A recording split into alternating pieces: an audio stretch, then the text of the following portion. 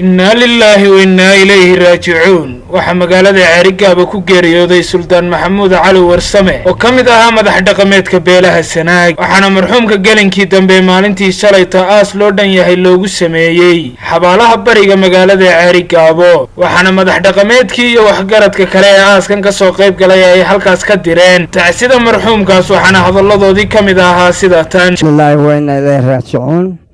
halkan tacsiyada aanu taaganahay waxaan tacsideynaa Maxamuud Cali Warsame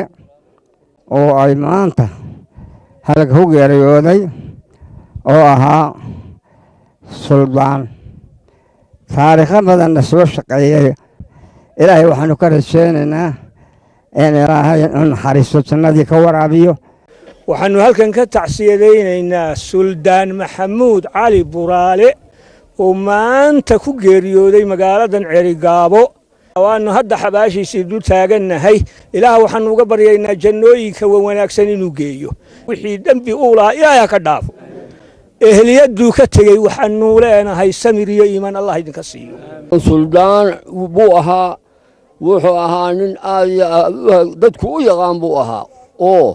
ku soo shaqeeyay waxsaan badan ilaahay waxaanu ka baran jirnay fardoosa ilaahay ka waraabiyo waxaanu xabaashiisii joognay aaskiisii Suldaan Maxamuud Cali Warsame suldaanka oo ku geeriyooday maanta magaalada Ceerigaabo waxaanu Ilaahay subxaanahu wa ta'ala uga baryaynaa inuu qabriga u nuuro Ilaahay subxaanahu wa ta'ala dambigiisa horena uu dhaafo waa la wada geeriyoonaya ninba maalin buu leeyahay maalin wanaagsan buu dhinto jimco god galay Ilaahay su'aasha qabriga ha u fudaydiyo waa u tacsiyeynaa Suldaan Maxamuud Cali Buraale oo maanta oo taariikhdu tahay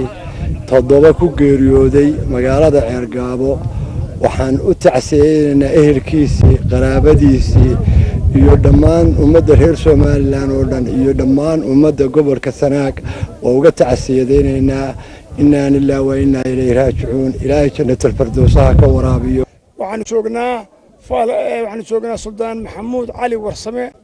oo maanta ku geeriyooday magaalada Ceerigaabo aaskiisa ayaan taaganahay waxaanu leenahay ilaahay dambigiisa ha dhaafo dadkii eheladiisa ahaa iyo dadkii uu ka baxay iyo gobolka intaba aad baan uga tacsiyeynaa ilaahay baa subxaanahu wa ta'ala qadareynay maantiisa ahaato ado wanaagsan buu ahaa intaanu ka naqaanay marka ilaahay subxaanahu wa ta'ala waxaan u rajaynaynaa qowlka saabidka ku sugo ehelkiisina iyo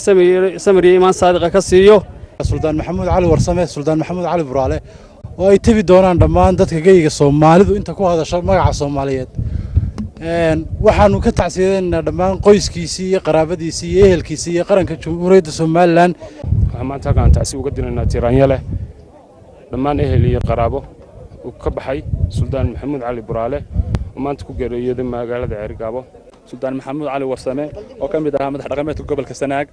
gaar ahaan degmada Ceerigaabo waxka eheladii iyo qaraabadii iyo qoyskiiba waxaanu u tacsiyeynaa in ilaahay samriye iimaan ka siiyo cawl khayr qabo ugu bedelo maanta waxaan joognaa